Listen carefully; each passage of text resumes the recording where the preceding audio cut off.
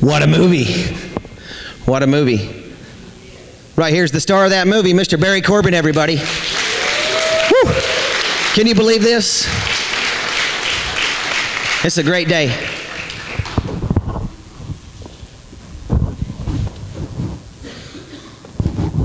Well, how'd y'all like that?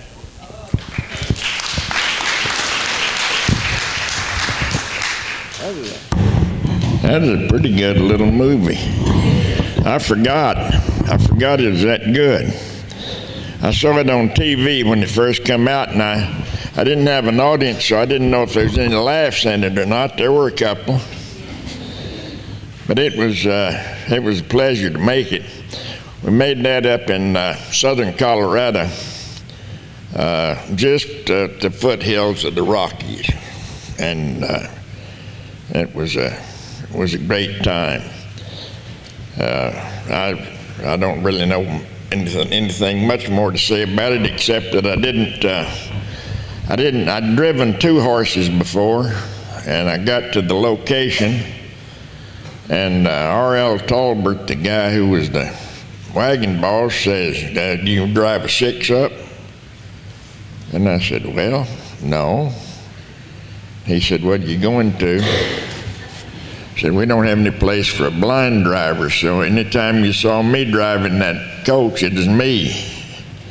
And I had 3 days to learn how to do that.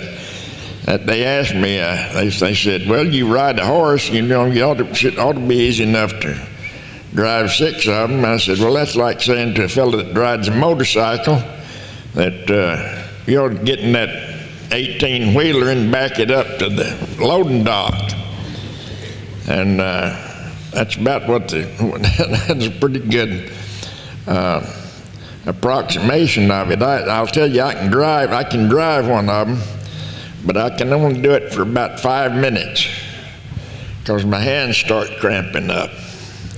Those folks that do that on a regular basis, well, Dennis can tell you that, you know, your hands grow about twice as big as your normal fella's hands, and so I couldn't. My forearms and my hands, they just get wore out.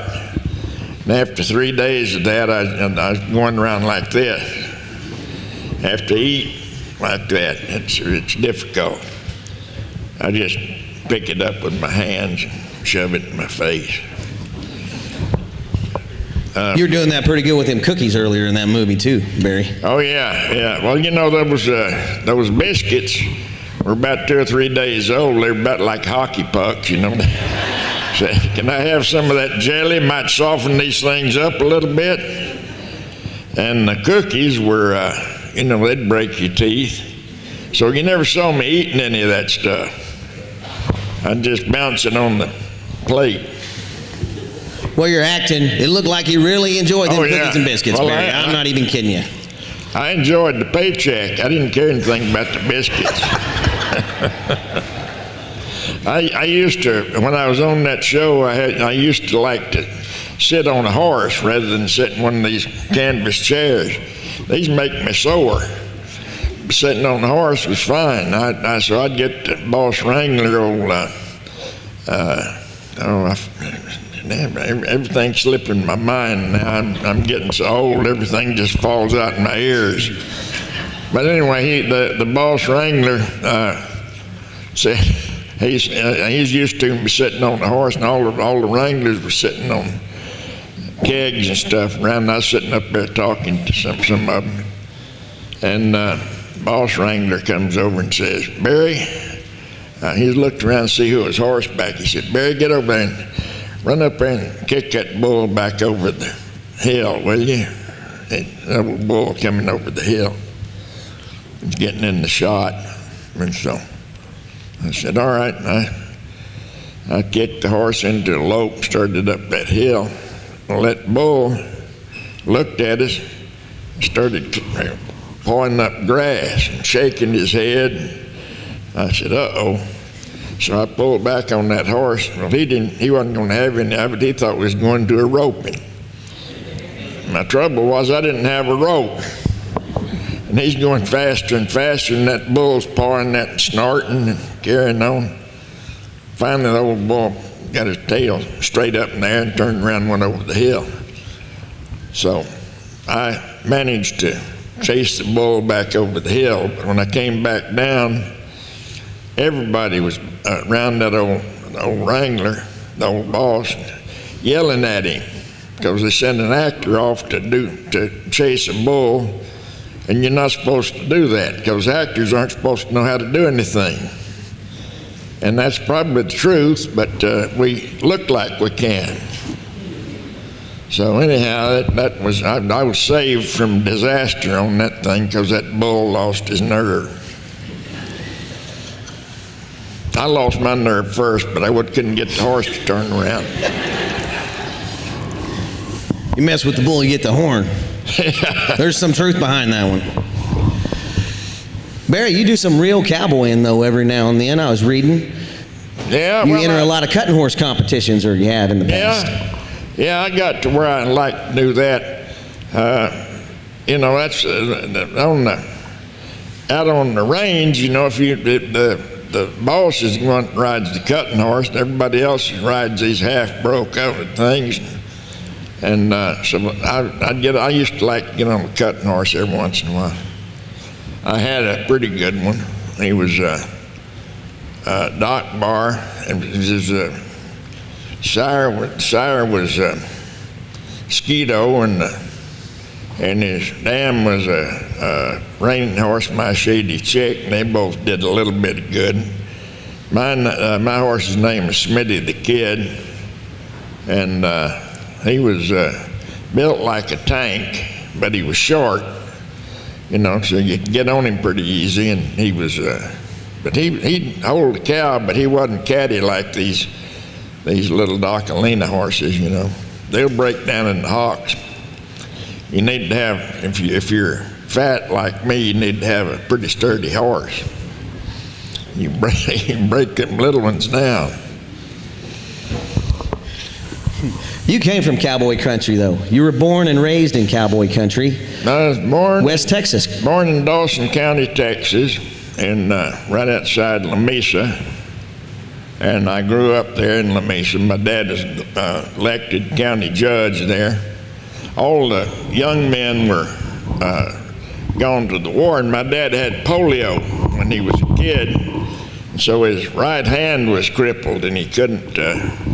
He was 4F, but he also had 3 kids, or he had me, and then he had 2 others right soon after the war started. So he couldn't get into the war effort. So he decided he was going to run for the county judge. The old county judge was he was up in years, and he just thought it was a job that he'd always do. And so he didn't even campaign. He just sat up there and he'd mumble to himself. When he was supposed to be making a speech, you'd see him, he'd be standing up there and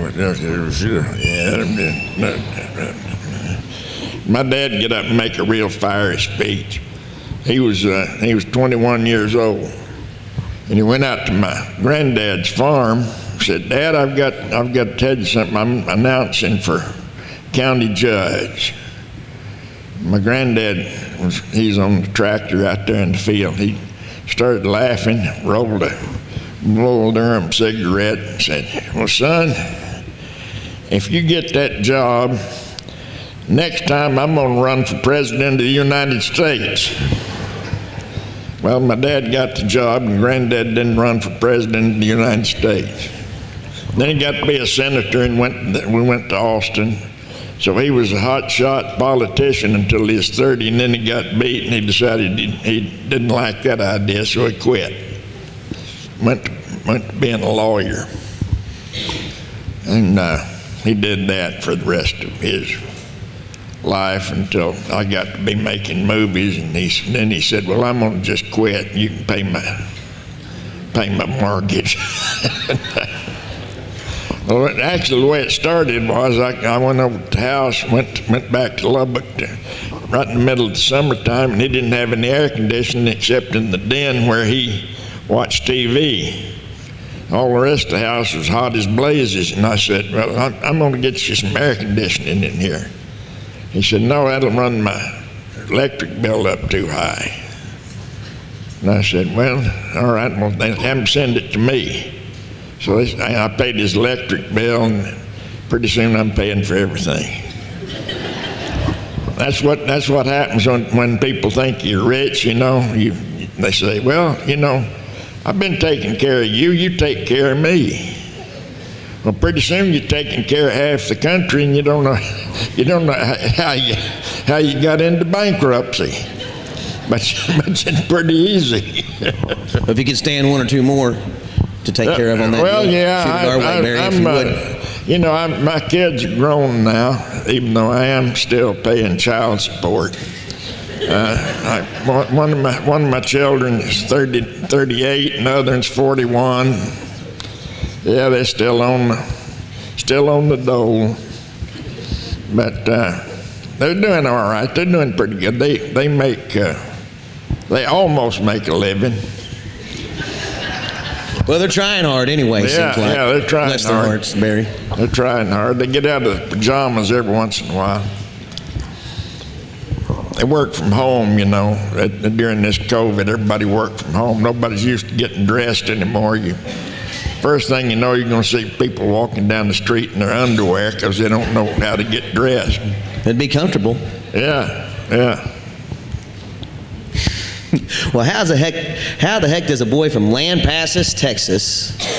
Lamesa, Texas. It ain't too far from Lampasas, I don't guess, but Lamesa, Texas. How's a boy from Lamesa, Texas wind up in New York City stage acting? Well, I'd go to these movies at the Majestic Theater there in Lamesa, where I'd watch the Durango Kid, Lash LaRue, and Alan Rocky Lane, and Bill Elliott, and all those guys. I always liked Bill Elliott. He said, I'm a peaceable man.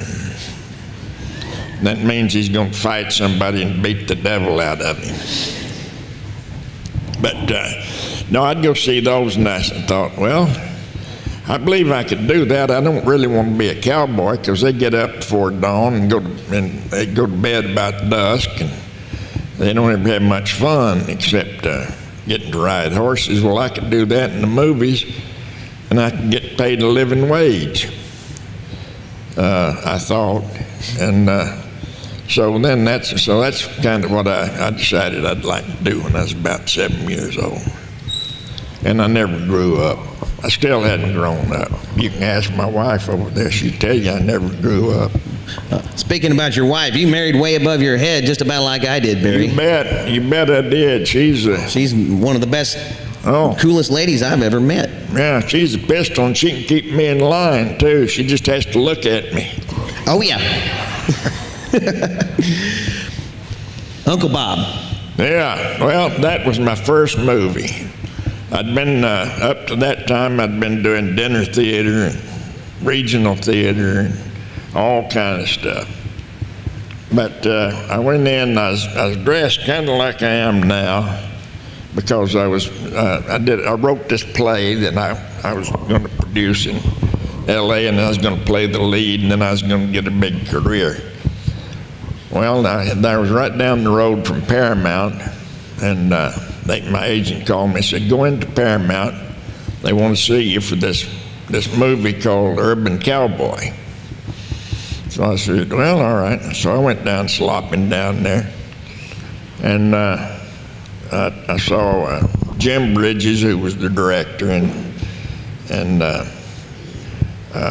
casting director and the writer, all these people. And I read a scene for them, and they said, well, thank you very much, we'll be in touch, which usually means if you see them on the street, they don't know you. But they did call me finally and said they wanted me to do it, but I had to come in and meet John. And I said, who's John? They said, a fellow named John Travolta. And I said, oh. isn't he in that TV show where he plays a high school student and he's a smart aleck? He said, yeah, but he's going to play the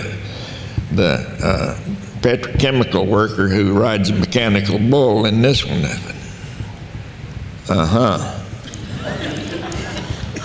All right, and so I went in, and he was real nice. He said, we're going to have a lot of fun on this. And I said, yeah, I imagine you are. Well, I was still dressed in that old sloppy hat and my old wore-out boots and everything. The director said, well, now that you've met, John just left, you know. I said, after you've met, we might as well go over to the wardrobe and get fitted for a new hat and break some new boots in. And you can just leave the ones you're wearing there, because we'll use them in the movie. And I said, oh.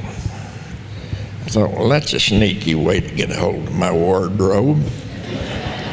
But they gave me a pair of nice lizard skin boots, Tony Llama, and a nice resist-all hat. And I thought, well, this is pretty good trade anyway. I can get some new duds out of it.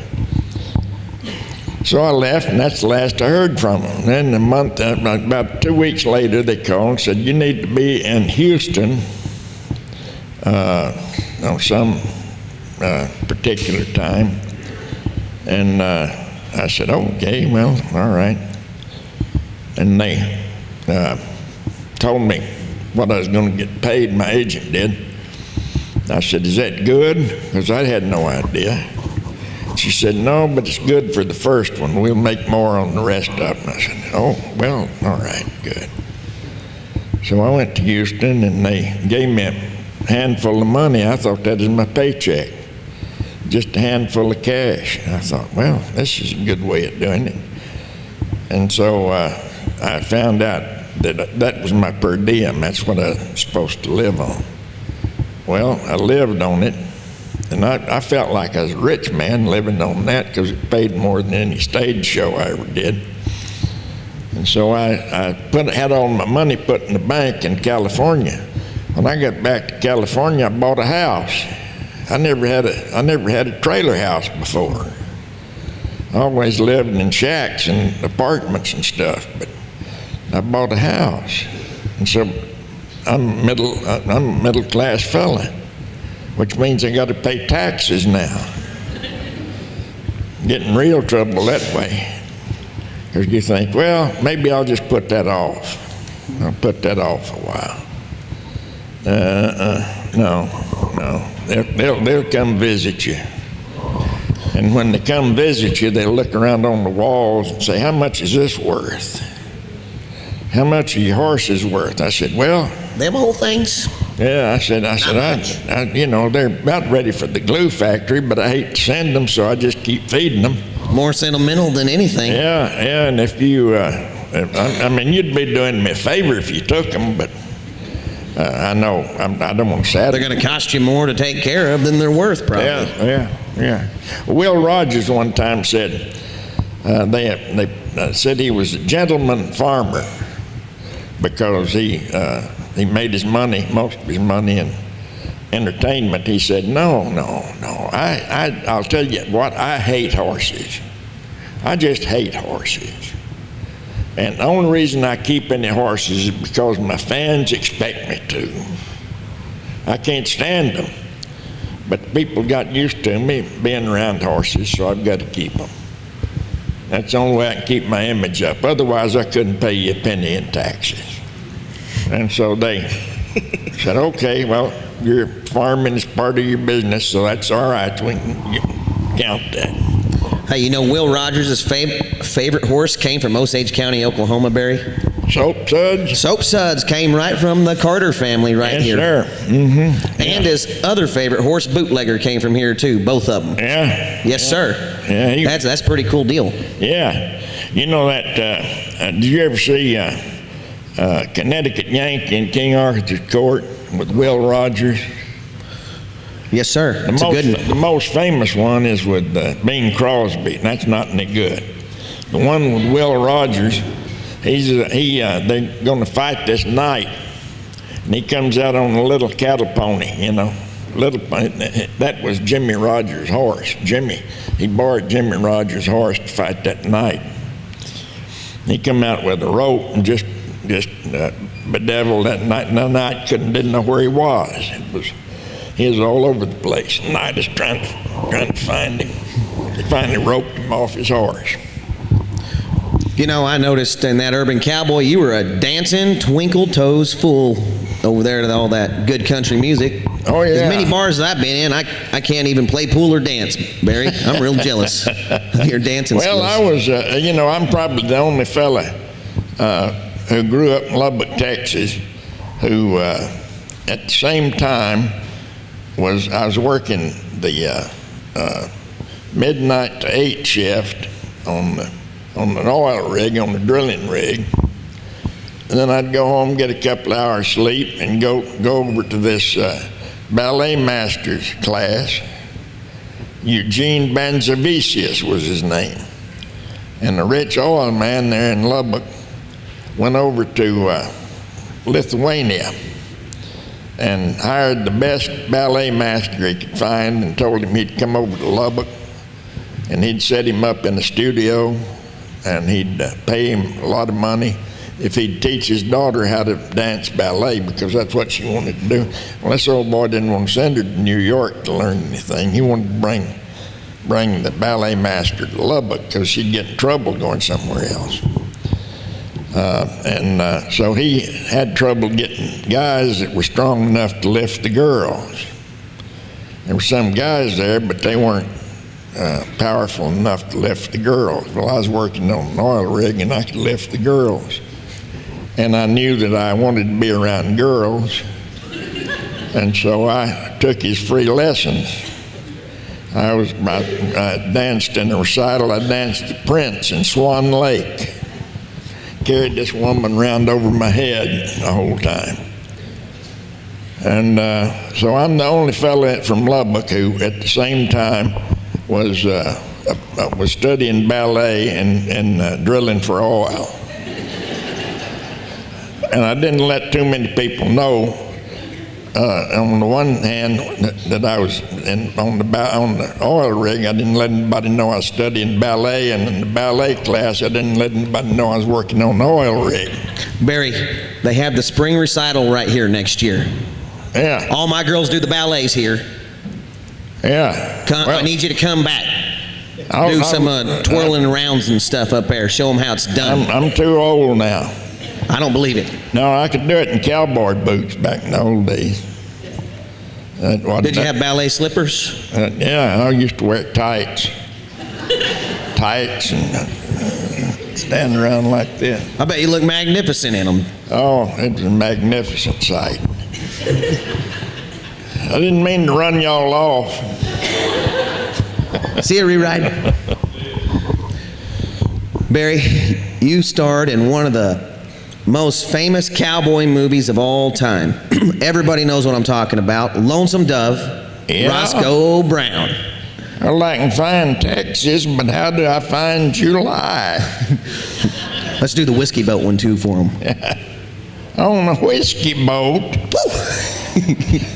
What about when he caught the old mountain man beating up that girl? Well, don't go hitting on that girl. I was a very effective hero.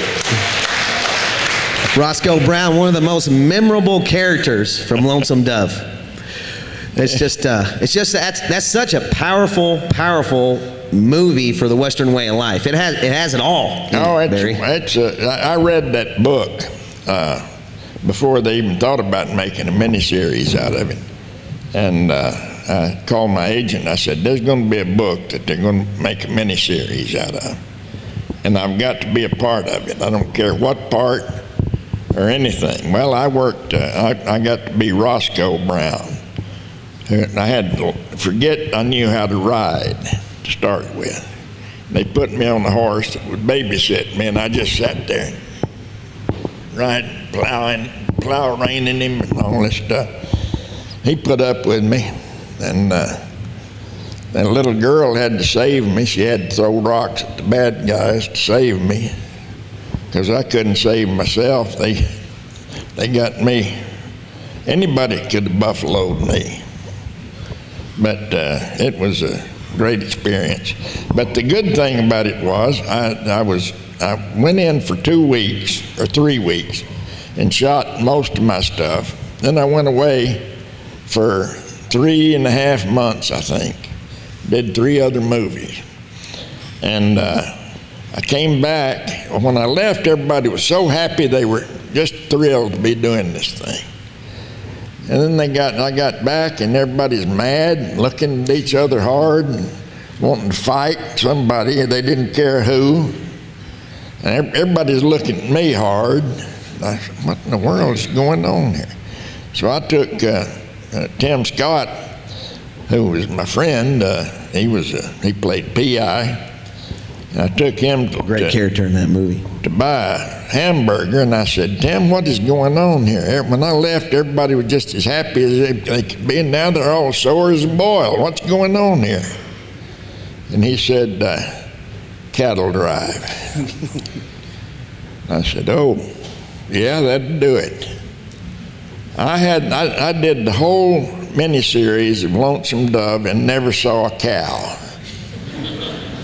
If you try to drive cattle all that way, it turns you into a grouch.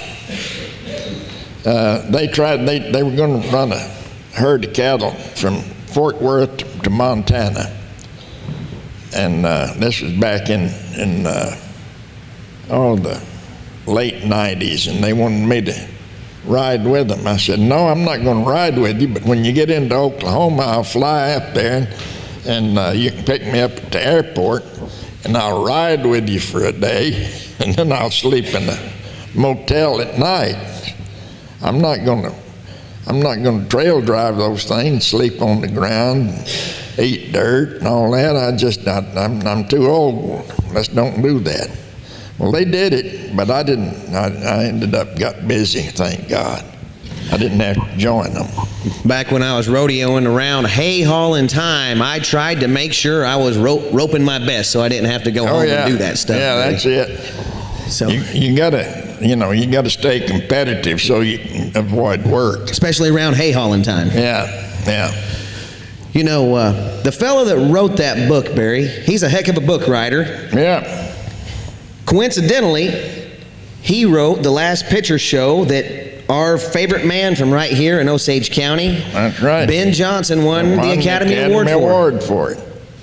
And he always said I'm the only cowboy that won an Academy Award, and I also won the world champion team roper. He said, so I'm a double winner. Nobody won those two things. Well, I thought about trying to go out and be a world champion steer roper so I could do both, but no, I'm not going to. My rotator cuff won't work. Yeah, that'll get to you sometimes, Yeah. Barry. Yeah. Those old rotator cuffs. Yeah. Slow you down. You had high hopes to hit the road. Yeah. I know. Well, your wife might out-rope you, though, on that deal. Oh, she'd I couldn't compete with her. She's a trick-roping dude. Yeah. She's the best in the world. She's a great one. Yeah. Yes, sir. Barry? Ben Johnson. Let's see if anybody wants to ask a question. Yes, sir. You got it. Hey, does anyone want to ask Barry a question in here? Anything. There's nothing off the table for Barry today. There you go. Yes, sir. You know what? Watching off with Sam Elliott. What was it like to work with Sam? Pretty professional. To work with who? What kind of old feller's Sam Elliott? Sam Elliott. Well, Sam and I have been friends for years, and he gets nervous with a crowd of people. If he was here and they asked him to come up here, he'd run for the bathroom. He don't like being in front of a crowd of people. But when he gets nervous, they'd call me in on the ranch and to come in and calm him down. And so I was kind of the Prozac for Sam Elliott.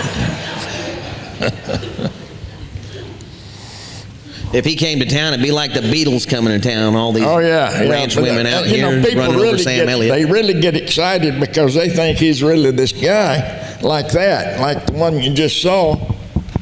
But he's really just mild-mannered, kind of a nice fella.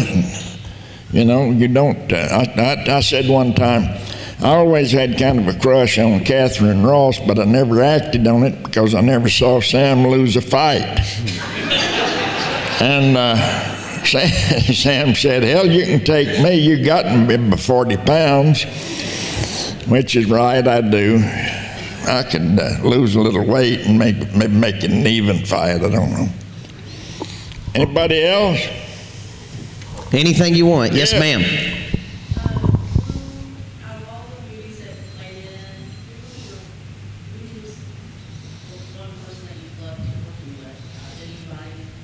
One person do it. I'm sorry, my hair. Barry, who's your favorite actor to work with out of all the 200 movies and television shows you've done? Oh Lord! If you had to pick one. I couldn't say. Ernie Borgnine was one of the best guys to work with that I ever knew. Ernie, when he was in his 90s, he never went to his dressing room. He'd have an apple box, one of these things you stand on if you're real short. He'd have an apple box and set it up on the end, and he'd sit there right under the camera, watching everything. If he was in the scene, if he wasn't in the scene, he'd watched everything. Big grin on his face. He was the happiest man I ever met, and also one of the most generous fellas. So I guess Ernie'd be one of them. But there's so many that I've enjoyed working with. Almost everybody, as far as the actors go.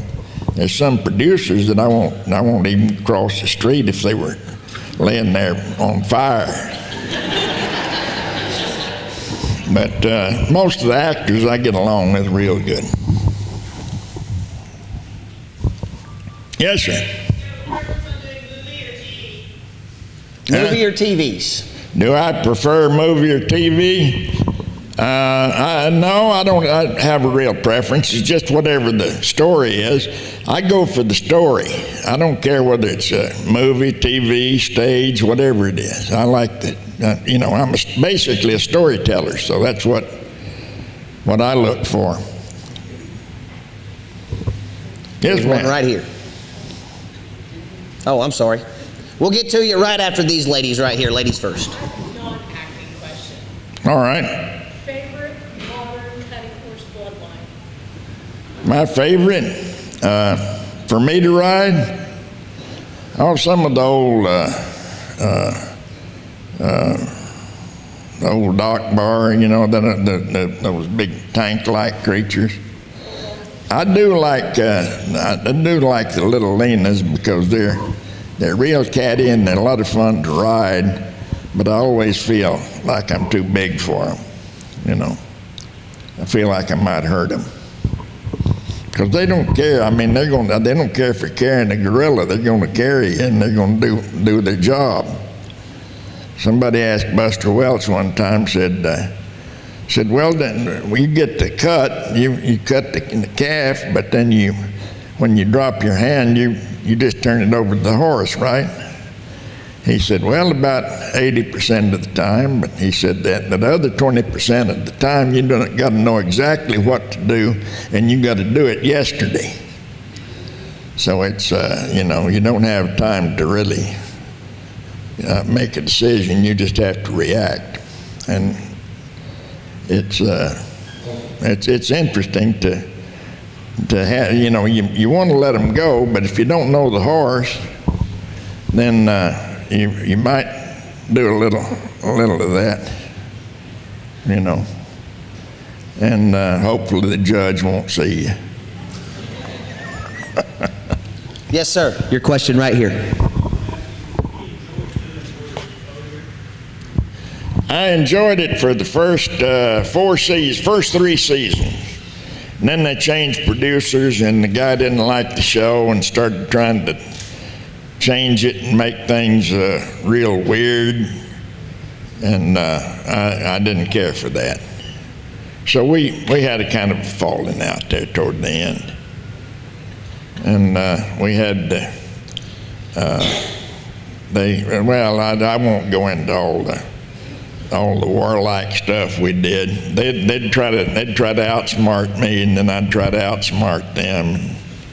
It's more of a contest between me and the producers than a television show at the end. This guy right here. Yo. Mr. Corbin, all my life I've never known your name, and I've always called you the uncle of the urban cowboy. That's how I knew you. Uncle of the urban cowboy. Uncle Bob. I want to say that even though I didn't know your name, whenever I would see you in a movie, you just light up the screen. When you come on, it's just very enjoyable to watch you on the screen. Well, I appreciate it. Whether it's a big part or a little part, it's just very enjoyable to watch you. And I just wanted to say that I'm a true fan, even though you're the uncle of the urban cowboy, but I know your name. Well, you might write my name down so you remember it, but I've learned it and forgot it 5-6 times in the last week. well, I do that with my kids, so you know. My question to you is, did you ever meet or work with John Wayne? No, sir, but I know all his family, all his kids, and his ex-wife or his widow, and so I know all of them, but I never did meet him. I got out to California in '77, and I think he died in '79. Yeah. Thank you very much for coming. It's a real honor to meet you, and I'd love to get a picture with you later. You betcha. All Barry, right, they got a we'll do big it. they got a big dinner with you happening here in just moments away now. You're going to be Yeah. sitting down, having a long conversation, dinner with some folks. What are we gonna eat? I don't know. You don't get a physique like this by being picky, though, Barry. Yeah.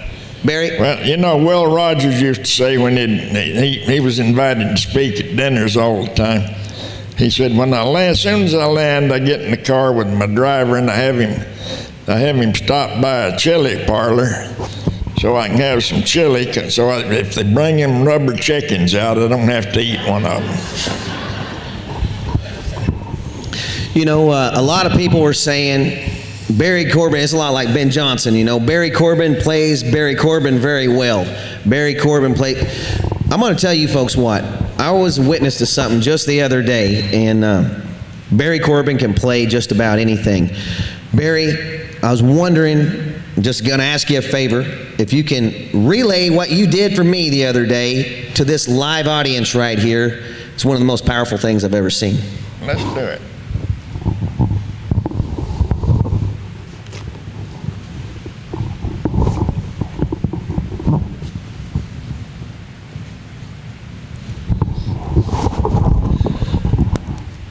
All the world's a stage, and all the men and women merely players.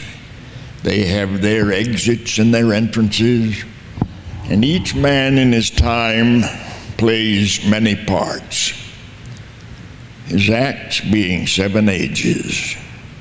At first, the infant, mewling and puking in his nurse's arms. Then the schoolboy, with his satchel and shining morning face, creeping like snail, unwillingly to school. Then the lover, sighing like a furnace, with a woeful ballad writ to his mistress, eyebrow. Then the soldier, full of strange oaths, bearded like the pard, jealous in honor, sudden, quick in quarrel, seeking the bubble reputation even in the cannon's mouth. Then the justice, in fair round belly with good capon lined, with eyes severe and beard of formal cut, full of wise saws, modern instances. And so he plays his part.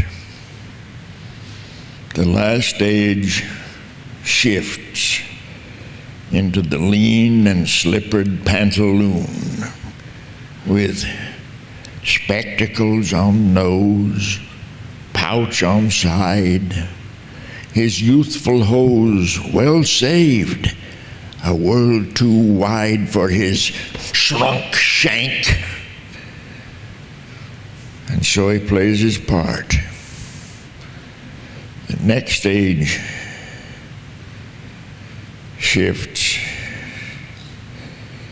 into mere oblivion. Son's teeth, son's taste, son's eyes, son's everything.